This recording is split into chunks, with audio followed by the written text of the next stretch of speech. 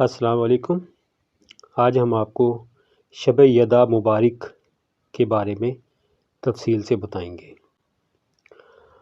آج سال کی سب سے طویل رات ہے۔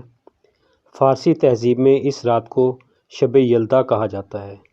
ایران میں شب یلدا ایرانی مہینے بنام آذر کی آخری رات 20 اور 21 دسمبر کے درمیانی رات، سردیوں کی پہلی رات اور سال کی سب سے لمبی رات کو کہا جاتا ہے۔ اس رات کو ایرانی تاریخ و ثقافت میں بڑی اہمیت حاصل ہے اور اسے ایک تہوار کے طور پر منایا جاتا ہے۔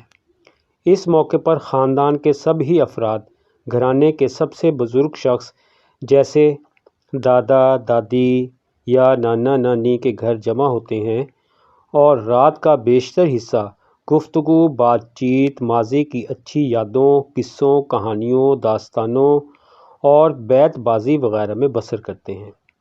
بزرگ حضرات حافظ کے شعر، گلستان سعدی اور فردوسی کے شاہ نامہ سے کہانیاں پڑھ کر سناتے ہیں۔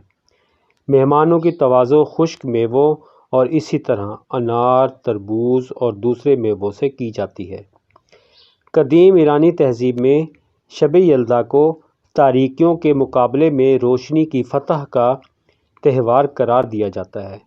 قدیم ایرانیوں کا کہنا تھا کہ شب یلدا کے بعد جب سورج طلوع ہوگا تو اس کے ساتھ ہی دن کے بڑھنے کا عمل بھی شروع ہوگا، اسی لیے لوگ اس رات دیر تک جاگ کر جشن مناتے ہیں۔ اگر آپ نے ہماری چینل ورلڈ وائڈ انٹرسٹ کو ابھی تک سبسکرائب نہیں کیا تو برائے مہربانی سبسکرائب ضرور کریں تاکہ ہر نئی آنے والی اچھی سے اچھی ویڈیو آپ کو فوراً مل سکے۔ دعاؤں کی درخواست۔